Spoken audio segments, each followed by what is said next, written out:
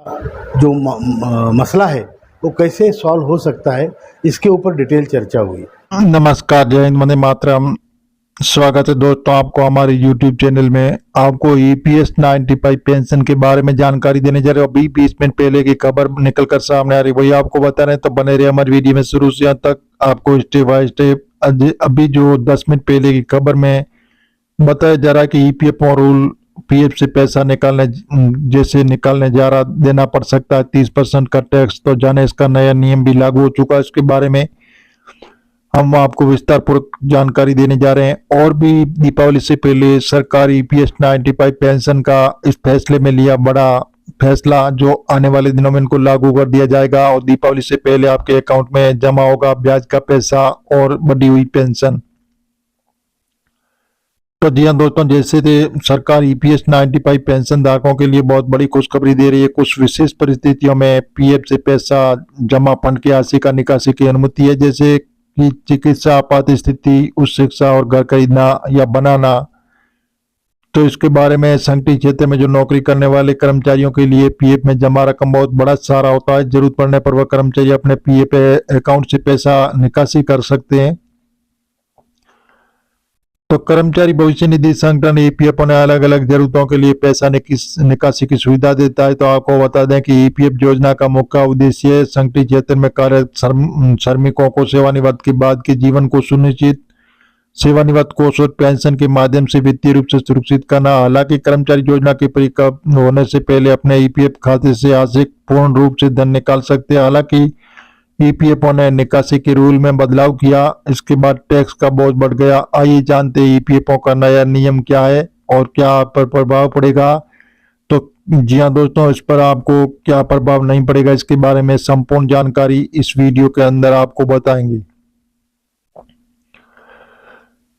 नया EPF निकासी नियम 2024 में सामान्य परिस्थितियों में अगर आप बिना किसी ब्रेक या अंतराल के नियमित नौकरी करते रहते हैं तो आप सेवानिवृत्ति से पहले भविष्य निधि नहीं निकाल सकते हैं। हालांकि कुछ विशेष परिस्थितियों में फंड की राशि का निकासी की अनुमति है, जैसे कि चिकित्सा आपात स्थिति, उच्च शिक्षा और घर खरीदना या बनाना। अगर कोई कर्मचारी अपनी नौकरी खो देता है तो वह 1 महीने बेरोजगार रहने के बाद EPF का 75%, 2 महीनों के बाद पूरा 100% निकाल सकता है, लेकिन इसके लिए कर्मचारी और बेरोजगारी की घोषणा करनी होगी।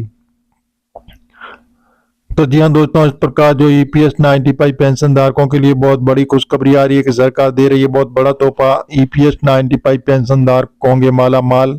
बताया जा रहा है कि जल्दी आपको पेंशन के बारे में बड़ी सुविधा सरकार देने जा रही, जो आने वाले दिनों में इनको लागू कर दिया जाएगा।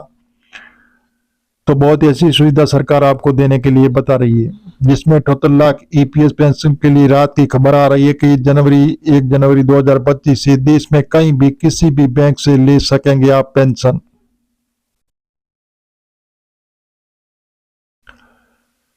Employer pension scheme 95 centralise pension payment system के जरिए पेंशन डिस्ट्रीब्यूशन मदद करेगी और इसके लिए पेंशन पेमेंट ऑर्डर के साथ ट्रांसफर करने की भी जरूरत नहीं पड़ेगी। जी हाँ दोस्तों, तो हम आपको विस्तार पूर्वक इसके बारे में जानकारी बताने जा रहे हैं। एम्प्लॉय पेंशन स्कीम जो पाने वाले पेंशन धारकों के लिए बड़ी खुशखबरी है। जी 1 जनवरी 2025 से EPS पेंशन के देश में किसी भी कोने में, किसी भी बैंक में, किसी भी शाखा से पेंशन पा सकते हैं।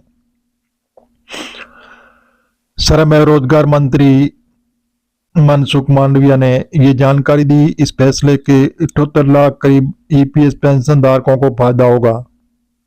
तो जी हाँ दोस्तों, जैसे 78 लाख EPS पेंशन को फायदा होगा, श्रम एवं रोजगार मंत्रालय ने एक प्रेस रिलीज इस फैसले की जानकारी देते हुए बताया कि श्रम एवं रोजगार मंत्री और central board of trustees EPF के चेयरपर्सन मनसुख मांडविया ने एम्प्लॉयज पेंशन स्कीम के लिए सेंट्रलाइज्ड पेंशन पेमेंट सिस्टम के प्रस्ताव को मंजूरी दे दी। जैसे सेंट्रलाइज्ड पेंशन पेमेंट सिस्टम के जरिए राष्ट्रीय स्तर पर सेंट्रलाइज्ड सिस्टम तैयार होने से भारत में किसी भी कोने, किसी भी बैंक, किसी भी ब्रांच से पेंशनर्स को पेंशन दिया जा सकेगा। पेंशन पेमेंट सिस्टम जो EPF होने के 78 लाख EPS पेंशन का ये फायदा होगा। तो जी हाँ दोस्तों, जैसे ऐतिहासिक फैसले पर श्रम एवं रोजगार मंत्री ने कहा कि सेंट्रलाइज्ड पेंशन पेमेंट सिस्टम को मंजूरी देने से ईपीएफओ के आधुनिकीकरण में महत्वपूर्ण माइलस्टोन साबित होने जा रहा है, जो देश में कहीं भी किसी भी बैंक किसी भी ब्रांच जैसे पेंशन को पेंशन दी जाने से पेंशन की मुश्किलों का हल करने में मदद मिलेगा, जिसका लंबे समय से सामना कर रहे हैं और कई मांगे भी करे, जल्दी इनकी मांगे पूरी होगी। पेंशन पेमेंट ऑर्डर नहीं होगी जरूरत, सैटेलाइट पेंशन पेमेंट सिस्टम के जरिए देश में पेंशन जैसे डिसर्ब पेमेंट की मदद मिलेगी। इसके लिए पेंशन पेमेंट ऑर्डर के ट्रांसफर करने की भी जरूरत नहीं पड़ेगी। पहले ही पेंशन एक जगह से दूसरी जगह जाने पर या बैंक शाखा बदलने पर पेंशन पेमेंट ऑर्डर जारी करना पड़ता था। ऐसे में पेंशन रिटायरमेंट के बाद अपने होम टाउन जाते तो बड़ी राहत मिल सकती है और सैटेलाइट पेंशन पेमेंट सिस्टम आधार बेस्ड पेमेंट सिस्टम के साथ जोड़ा जाएगा। तो जी हाँ दोस्तों, इस प्रकार जो ईपीएस 95 पेंशन धारकों के लिए बहुत बड़ी खुशखबरी आ रही है कि जल्दी सरकार पेंशन धारकों को बहुत बड़ा तोहफा देने की तैयारी, जो आने वाले दिनों में ईपीएस 95 पेंशन धारकों को बहुत ही अच्छा फायदा मिलेगा। और इसके बारे में जो 7 लाख रुपए तक का आपको बीमा भी दिया जाएगा। अगर आप वेतनभोगी है, हर महीने आप भविष्य निधि संगठन में योगदान करते हैं, तो आपको ईपीएफ सदस्य को 60 लाख रुपए तक का मुफ्त बीमा भी सरकार आपको प्रदान करता है। ईपीएफओ मेंबर्स के लिए फ्री में मिलता है 60 लाख रुपए का फायदा। ईपीएफओ में इस बीमा योजना को कर्मचारी जमा लिखित बीमा ईडीएलआई के नाम से जाना जाता है। ये योजना कर्मचारी के परिवार की वित्तीय सुरक्षा प्रदान करने के लिए चलाई जाती है। अगर किसी कारण ईपीएफ सदस्य की मृत्यु हो जाती है तो उसका उत्तराधिकारी नामित व्यक्ति बीमा राशि के लिए दावा कर सकता है। हालांकि 7 लाख रुपए की दावा राशि सभी को नहीं दी जाती है। इसकी गणना एक फॉर्मूले के जरिए की जाती है। जानिए ईडीएलआई से कुछ नए नियम और दावा राशि निर्धारित करने का फॉर्मूला होता है। कर्मचारी को नहीं देना पड़ता है प्रीमियम। ये बीमा कवर किसी भी निजी कंपनी में काम करने वाले कर्मचारी के लिए बिल्कुल मुफ्त है। योजना कंपनी की ओर से योगदान दिया जाता है, जो कर्मचारी मूल वेतन और महंगाई भत्ते में 0.50% होता है।